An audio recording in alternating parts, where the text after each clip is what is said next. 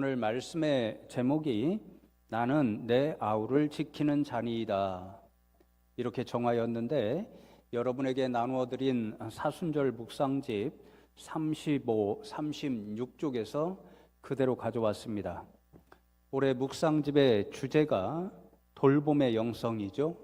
15쪽 마지막 단락에서 5쪽일 것 같은데, 저자는 구원이란 하나님의 사랑과 돌봄을 받는 것이며 선교란 이웃과 창조 세계를 돌보는 이로서 세상에 보냄 받는 것입니다, 이렇게 적고 있습니다. 하나님으로부터 사랑과 돌봄을 받는 일이 구원이고, 우리가 구원받은 백성, 하나님으로부터 사랑과 돌봄을 받는 백성이라면 나아가서 세상에 나가서 이웃과 창조 세계를 돌보는 그런 파송받은 자, 보냄받은 자로 살아가야 한다. 그것이 곧 선교의 일이다, 그렇게 적고 있죠. 그런데 오늘 묵상집 내용을 보면 저자는 인생과 세상을 이렇게 사랑으로 돌보시는 하나님처럼 성경에서 자신이 돌보아야 할 사람을 돌보아준 첫 번째 예로 창세기 44장 오늘 본문 말씀에 등장하는 유다를 꼽고 있습니다. 사실 오늘 묵상집의 내용은 바로 앞에 34쪽과 35쪽을 비교해서 읽어야 되는데요, 그곳에 보시면 제목이 내가 내 아우를 지키는 자니까 이렇게 되어 있습니다.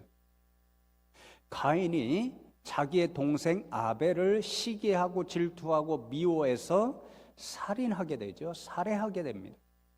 그때 하나님께서 나타나셔서 내 아우 아벨이 어디 있느냐 이렇게 물으셨을 때에 창세기 4장 9절 후반절에 보면 가인은 내가 알지 못하나이다, 내가 내 아우를 지키는 자니까, 오히려 하나님 앞에 반문합니다.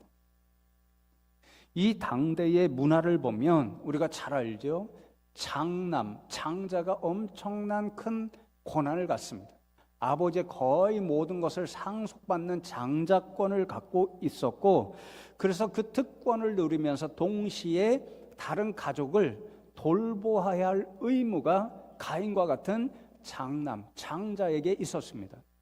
그런데 가인은 아벨을 너무도 시기하고 미워해서 살인하고, 그래야 하나님께도 내가 내 아우를 지키는 자이니까 그렇게 불경건하게 반문할 정도로 자신의 의무를 행하지 않았습니다.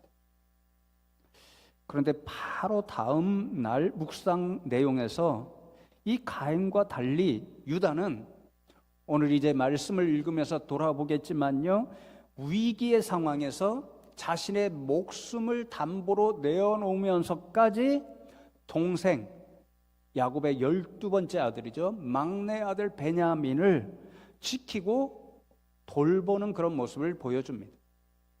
그래서 오늘 말씀을 함께 나누면서 이 유다의 모습이 우리에게 오늘날 어떤 영적인 교훈을 주는가, 그것을 함께 나누고 기도하면 좋겠습니다.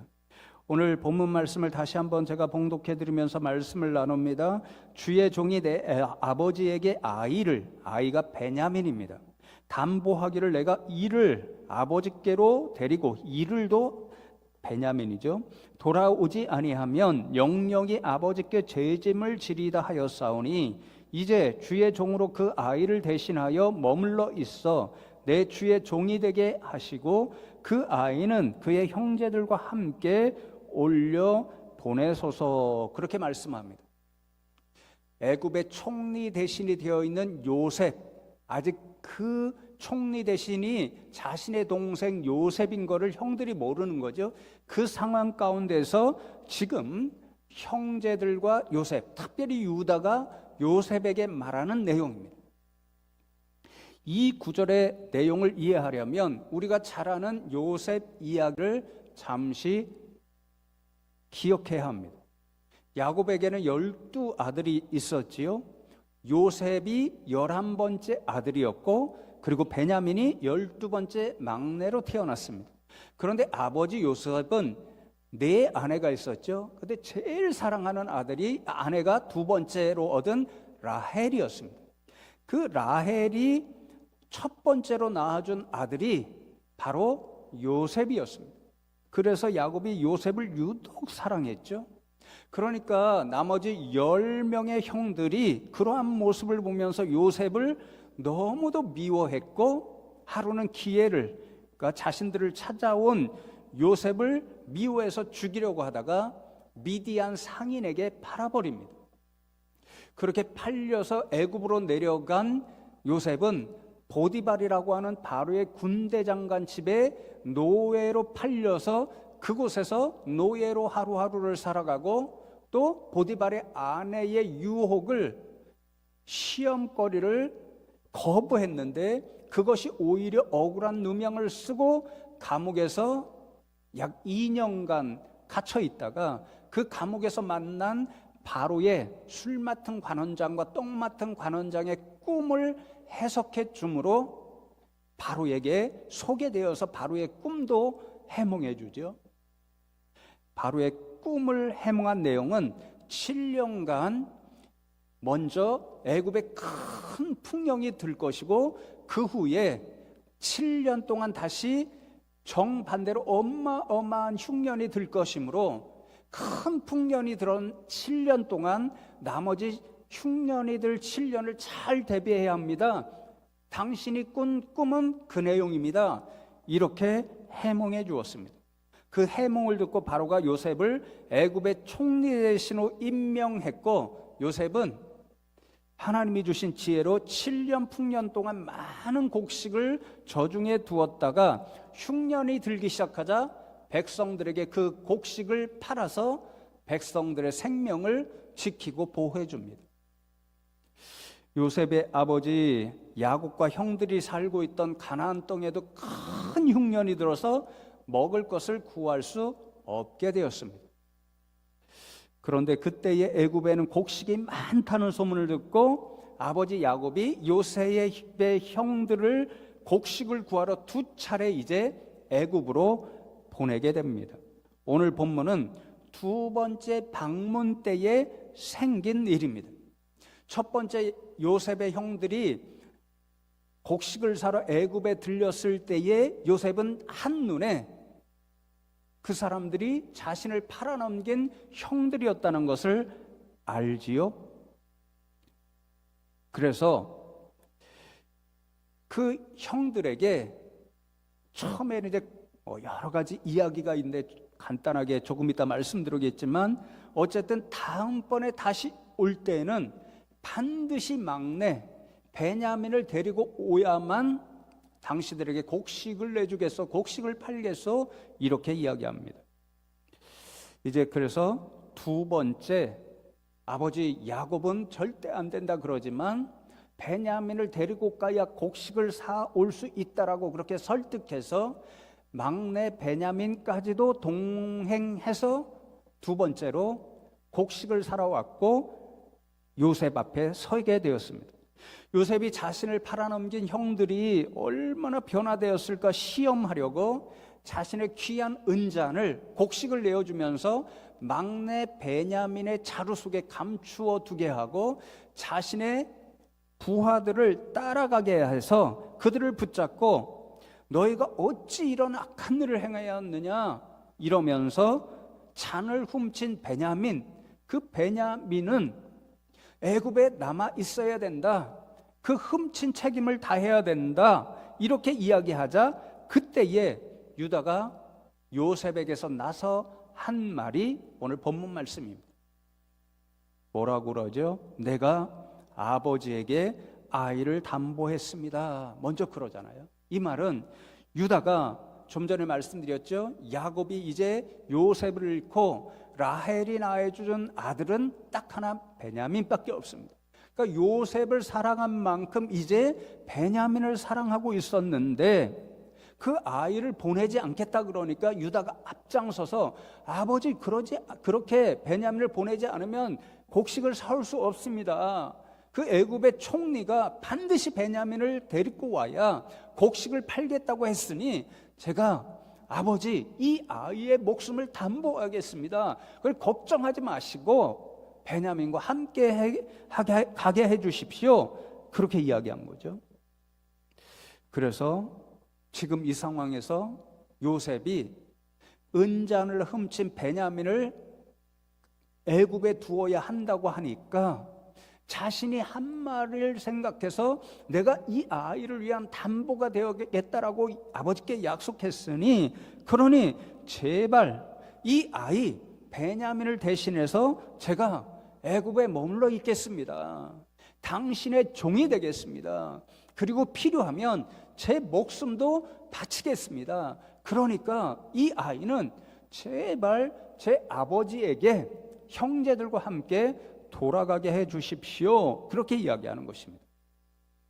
그러니 여러분, 내가 내 아우를 지키는 자입니까? 하나님께 그렇게 반문했던 가인을 생각해 보면 유다는 동생을 자신의 생명도 내어놓고서라도 지키고 보호해야 한다라고 하는 그런 태도를 보이고 있으니까요, 얼마나 좋은 형인지 모릅니다. 그런데 저는 이 장면을 읽으면서 의문이 자꾸 생겼습니다. 유다의 이전의 모습이 계속 떠올랐기 때문인데요, 베냐민을 위해서라도 내 생명을 내어놓겠습니다, 그렇게 외치는 유다가 낯설게 생각됐습니다. 두 가지 이유 때문에 그런데요, 유다는요, 본 모습은 이렇게 동생을 지키고 돌보는 사람이 아니었습니다. 어디에서 드러나냐면요, 요셉을 형들이 팔아넘겼잖아요. 이렇게 팔아넘기자고 제안한 사람이 바로 누구였는가? 유다였습니다. 창세기 36장 26절과 27절 말씀을 보시면 유다가 자기 형제에게 이르되 우리가 우리 동생을 죽이고 그의 피를 덮어둔들 무엇이 유익할까? 자, 그를 이스마엘 사람들에게 팔고 그에게 우리 손을 대지 말자. 그는 우리의 동생이요 우리의 혈육이니라 하매 그의 형제들이 청종하였더라. 그렇게 말씀합니다. 동생 요셉을 팔아넘깁시다. 형제들에게 제안했던 사람이 유다이고, 유다의 제안을 다른 형제들이 다 청종하였다, 순종하였다, 그렇게 이야기합니다. 그러니까 지금 이 순간에도 어쩌면 요셉이 너무도 야곱으로부터 편애를 받으니까 형들이 시기하고 미워서 요셉을 팔아넘겼잖아요. 이 순간도 그렇게 생각할 수 있습니다.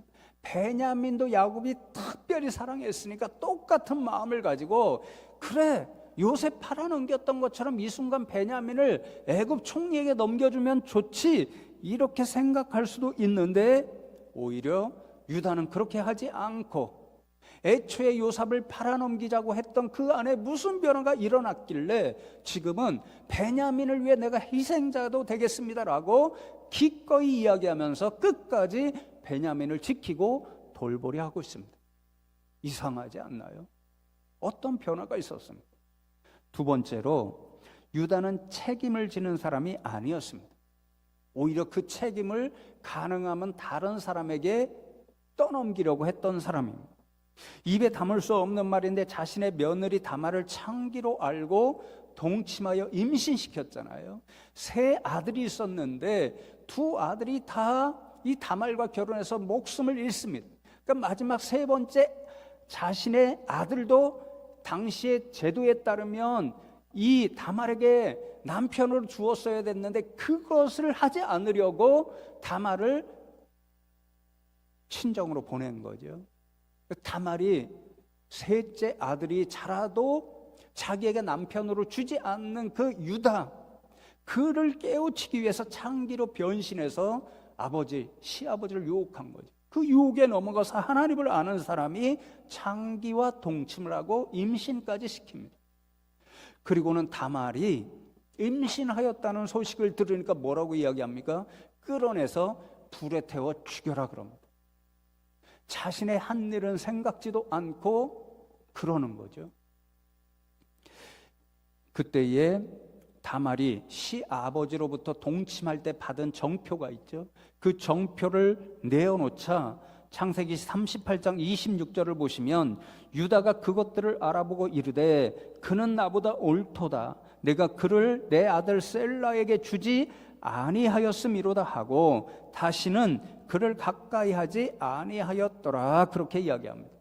며느리로부터 증표를 받은 후에야 그가 나보다 옳도다 이러면서 자신의 책임을 인정하는 그런 비겁한 모습을 보여주었던 사람이 유다였습니다. 그런데 지금 이 순간에는요, 어떻게 하고 있나요? 자신이 내어 뱉은 말을, 생명을 내어놓고라서도 끝까지 지키고 책임지고, 그래서 베냐민을 돌보겠습니다, 이렇게 선언합니다. 이 44장의 유다의 말이 얼마나 중요한 역할을 하는지 모릅니다. 45장 바로 1절부터 보면요, 요셉이 형들을 속였잖아요. 자신의 정체를 드러내지 않잖아요. 그런데 유다의 이 이야기를 듣고요, 자신의 정을 더 이상 억제하지 못하고 다른 사람들 다 내어보내고, 애굽 사람들 다 내어보내고 눈물을 흘리면서 형들에게 자신의 정체를 드러내고 형들을 부둥켜 안고 베냐민을 부둥켜 안고 우는 모습을 보여줍니다. 어떤 일이 일어날까요? 요셉의 마음에 있던 미움이 있었지 않았겠어요?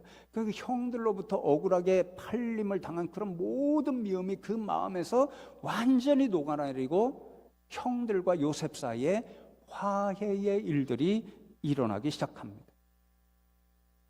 22년의 시간이 지난 것이거든요. 요셉이 팔린 후에. 그 요셉이 팔린 후에 야곱으로부터 그 가정에는요, 항상 어둠이 드리워져 있었습니다. 그런데 이 유다의 이 역할로 말미암아서 이제 그 어둠이 걷히기 시작하고 밝은 빛이 야곱과, 아버지 야곱이죠, 야곱과 그 가정 가운데 비치기 시작합니다. 유다의 역할입니다. 여러분, 동생을 팔아넘긴 데 앞장섰던 유다, 자신의 부끄러움을 감추려고 며느리 다말에게 모든 책임을 전가하던 비겁한 유다, 그에게 도대체 어떠한 변화가 있었길래 이렇게 생명을 걸고 자신이 말한 책임을 지고 끝까지 동생 베냐민을 지키고 돌보는 사람으로 변화될 수 있었던 것일까요? 두 모습을 함께 나누기를 원하는데요, 창세기 42장 21절을 먼저 보시면 그들이 서로 말하되 우리가 아우의 일로 말미암아 범죄하였도다. 그가, 요셉입니다, 우리에게 애걸할 때에 그 마음의 괴로움을 듣지 아니하였으므로 이 괴로움이 우리에게 임하도다. 그렇게 말씀합니다. 처음에 두 번 애굽으로 곡식을 사러 간다라고 말씀드렸잖아요. 오늘 본문은 두 번째 방문할 때 나타났던 대화라고 말씀드렸는데, 지금 봉독한 이 말씀은 첫 번째 곡식을 사러 애굽에 내려갔을 때 요셉이 형들을 한눈에 알아보군요, 그들에게 시험을 합니다. 당신들이 곡식을 사러 온 것이 아니라 우리나라 애굽을 정탐하러 온 정탐꾼 아니요? 그렇게 이야기를 하니까 형들이 절대 아닙니다, 우리는 곡식을 사러 왔을 뿐입니다, 그렇게 대답하니까 요셉이 당신들의 말이 정말 진실이라고 한다면 내게 보증을 하시오. 내가 원하는 보증은 당신들 가운데 한 사람은 여기 애굽에 나와 함께 남아 있고 올라가서 당신들이 말한 막내 베냐민이라는 친구를 내게 데리고 오시오. 그러하면 당신들의 말을 믿고 내가 살려줄 테이지만 그렇게 하지 않으면 내가 당신들을 정탐꾼으로 알고 다 죽일 겁니다. 엄청난 권력이 있으니까 그렇게 위협할 수 있잖아요. 그러니까 그 말을 들은 형들이 어마어마한 압박을 느끼는 것입니다. 그 압박을 느낀다는 말이 뭐라고요? 이 괴로움이 우리에게 임하도다, 이렇게 이야기합니다. 제가 괴로움이라는 말의 원어를 찾아보니까요, 여자분들이 아이를 낳을 때의 고통과 같은 그 엄청난 고통, 그리고 적이 쫓아오는 것입니다. 자신의 바로 뒤에 마치 애굽을 탈출하였는데 애굽의 전차 부대가 쫓아올 때에 이스라엘 백성들이 두려움과 공포에 사로잡혀서 막 모세를 원망하고 불평하잖아요. 그것과 같은 압박을 느끼는 것입니다. 요셉은 엄청난 권력을 가지고 있는 것입니다. 그 한마디면 형들은요 꼼짝없이 죽을 수밖에 없습니다. 그 상황을 생각하면서 지금 엄청난 압박, 엄청난 고통의 무게를 느낀다라는 거죠. 그런데 여러분, 그 순간에 그들이 깨닫고 고백하는 음성이 너무 중요합니다. 뭐라고 이야기하죠? 요셉이 우리에게 애걸할 때에 그 마음의 괴로움을 듣지 아니하였으므로 우리에게 그 괴로움이 임한다라고 자신의 죄를 깨닫기 시작한다는 거예요. 자, 보십시오. 자신들이 요셉을 미워서 팔아넘기고자 할 때 요셉이 가만히 있었겠어요? 요셉은 11번째 연약한 아직 어린 동생이었잖아요. 그러니까 형님들 제발 저를 이렇게 하지 마세요. 저 아버지에게 돌아가고 싶어요. 제발 저를 돌려보내주세요. 이렇게 애걸하면서 울었다는 것입니다. 그런데 그때는 형들이 너무도 야박하게도 그 울부짖는, 자신의 형제잖아요. 동생인데도 울부짖는 애걸하는 요셉의 그 음성, 그 괴로움, 그것을 듣지도 않고 냉정하게 팔아넘겼습니다. 오히려 속이 시원하다라고 생각했고 옷을 찢어서 동물의 피를 묻히고 아버지 야곱까지 속였잖아요. 정말 악한 사람들이었잖아요. 그런데 지금 자신들이 요셉으로부터 어마어마한 압박을 느낍니다. 괴로움을 느낍니다. 우리가 어쩌면 죽을 수도 있겠다라고 하는 공포에 사로잡힙니다. 바로 그때에 요셉의 울부짖었던, 자신을 향하여 형님들 제발 이러지 마십시오라고 애걸하던 그 요셉이 느꼈을 압박, 요셉이 느꼈을 괴로움, 그것을 자신들이 깨달은 것입니다. 자신들의 괴로움을 통해서 요셉이 경험했을 그 고통과 공포와 두려움과 괴로움을 깨달은 거죠. 바로 그 순간에 그들은 자신들이 범한 죄에 대하여 양심의 고통을 느끼면서 뉘우치고 지금 우리가 범죄하였도다 회개하기 시작하는 거예요. 변화의 시작입니다.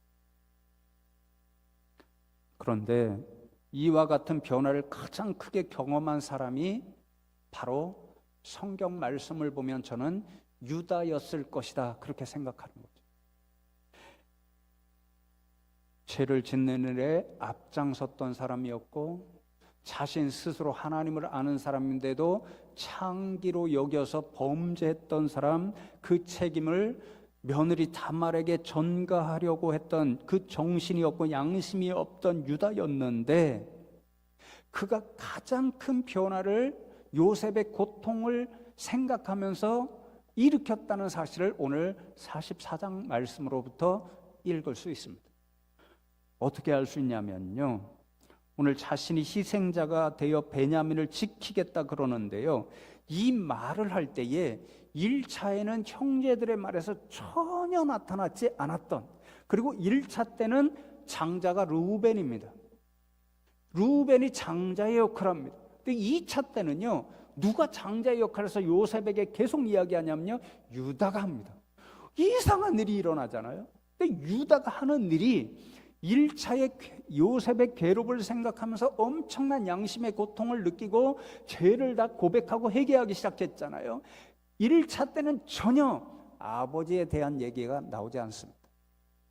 아버지가 얼마나 괴로움을 당하셨고 앞으로 당하실까 전혀 말하지 않습니다. 그런데 2차 때는요, 유다가 적극적으로 장자의 노릇을 하면서 형제들을 대변해서 이야기를 하는데 항상 지금 염두에 두고 이야기하는 게 누구냐면요, 아버지 야곱입니다. 베냐민이 이 자리에 애굽에 갇혀 있게 되면 아버지 야곱이 어떻게 될까, 그것을 생각하면서 계속해서 요셉에게 간청하는 거예요. 몇 차례나 그럽니다. 우리 아버지 야곱이 죽을 수도 있습니다. 돌아가실 수도 있습니다. 자 보십시오. 22절에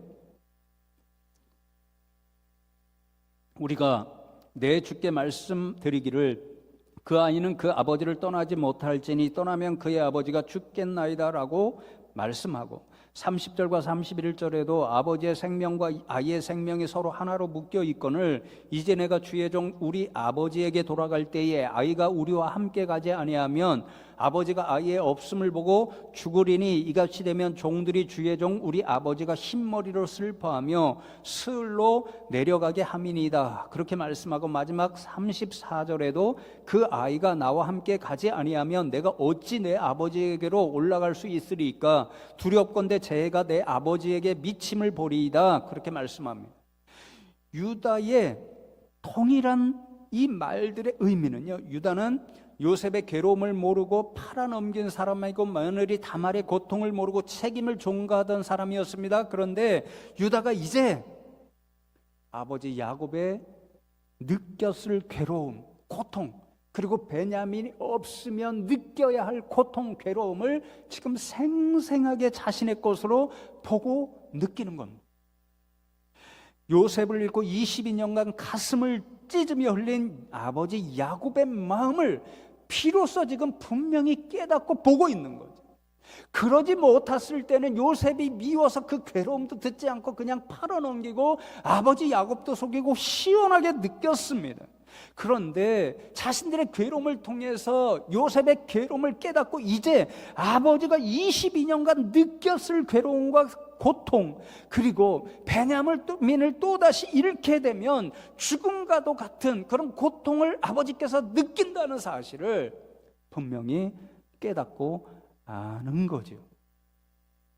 이러한 사실 때문에 유다는 자신이 입술로 뱉은 말, 내가 이 아이를 위해서 담보를 서겠다고 했습니다. 그러니까 그 아이를 대신해서 나를 당신의 종으로 삼고 내가 생명이라도 내어놓으라면 내 생명도 아낌없이 내어놓겠으니까 이 아이만은 우리 아버지에게 돌려주십시오. 내가 죽더라도 아버지의 그 고통, 그 눈물, 그 괴로움을 더 이상 볼 수 없습니다. 그러는 거죠. 바로 그 순간에 요셉이 형들을 향하여 가졌던 모든 마음이 완전히 녹아내렸고 미움이 사라졌고 형제들 사이에 불편함이 사라져서 화해가 일어나기 시작합니다. 그리고 요셉을 잃고 22년을 눈물과 고통과 한숨으로 살던 야곱이 요셉을 만나 내가 지금까지 살아있고 내가 너를 보았으니 우리 어르신들 하는 말이 있잖아요. 지금 죽어도 좋다. 여한이 없다. 가게에 드리웠던 모든 어둠이 이제 사라지고 밝은 빛으로 밝혀지기 시작합니다. 유다 한 사람의 변화 때문에. 저는 이 말씀을 읽고 묵상하면서 유다처럼 누군가의 한숨과 눈물과 괴로움을 알아주는 일이 이 시대가 너무 힘들잖아요. 야곱 같은 사람, 요셉 같은 사람이 너무 많잖아요.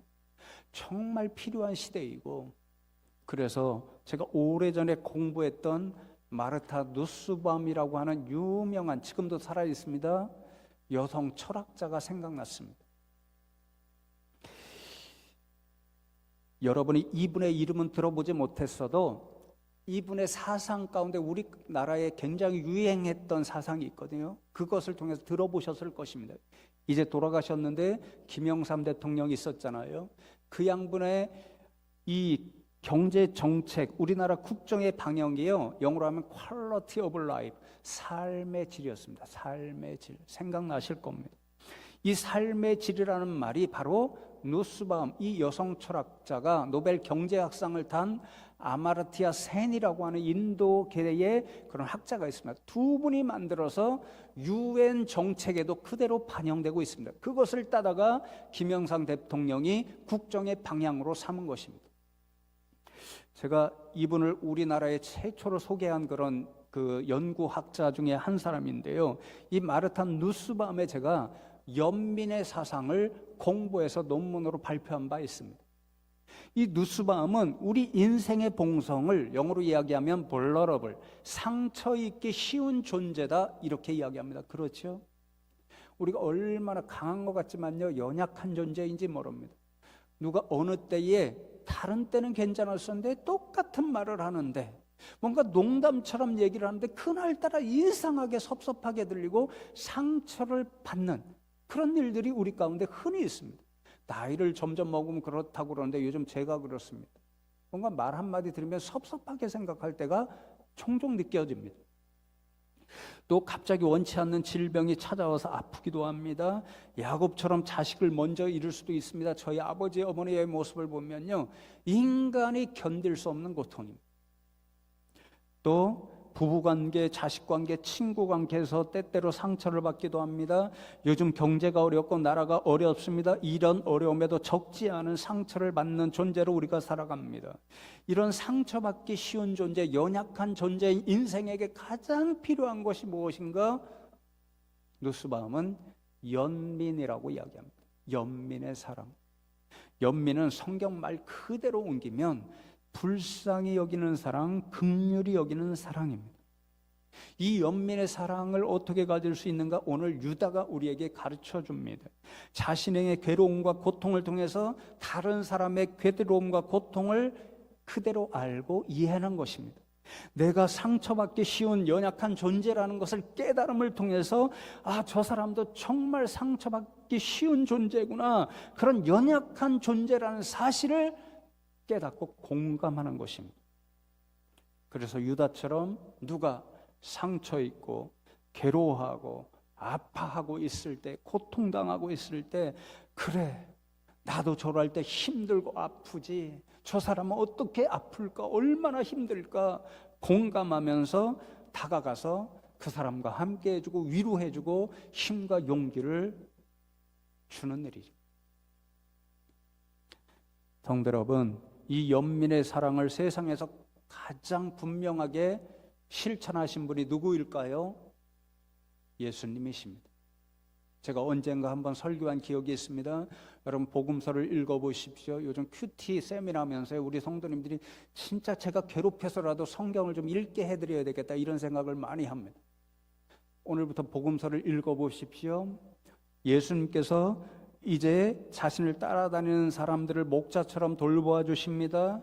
오병이어의 기적을 베푸셔서 배고프게 자신을 따라다니는 사람들을 배부르게 먹여주십니다. 나인성 과부 같은 사람, 아들을 잃고 오열하는 그 여인을 생각해서 죽은 아들을 살려주십니다.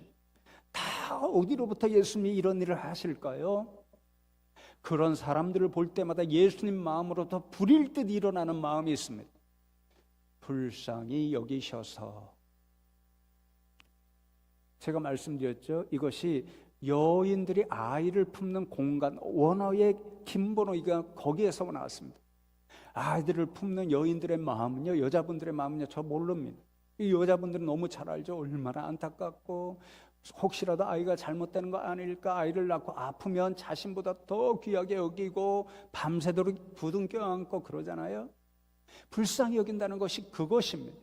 어떤 사람들의 아픔을 보면 견딜 수 없어서 자신의 아픔처럼 여겨서, 그래서 힘들어하고 아파하고 고통당하는 사람들에게 다가가서 그들과 함께 부둥켜 안고 울어주고 힘과 용기를 주고 일어서게 하게 하는 그런 일, 그것이 불쌍히 여기는 사랑, 연민의 사랑, 예수님이 저 십자가 일을 통해서 우리에게 분명히 보여주신 사건입니다.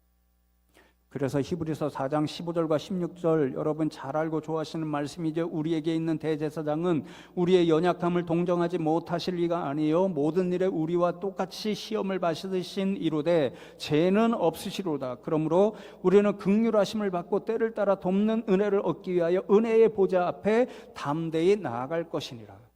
여러분, 우리가 은혜가 필요할 때 어떻게 저 십자가를 바라고 그 십자가에 달리신 예수님께 은혜를 사모하면서 나아갈 수 있는가? 예수님이 어떤 분이기 때문에요. 우리에게 있는 대제사장은 우리의 연약함을 동정하지 못하시리가 아니요 우리의 연약함을 동정하신다, 우리의 연약함을 긍휼히 여기시고 불쌍히 여기신다, 우리의 연약함을 보시고 연민의 사랑으로 안타까워하신다, 이 뜻입니다. 그래서 우리의 연약함을 가장 잘 아신다는 것입니다. 왜요?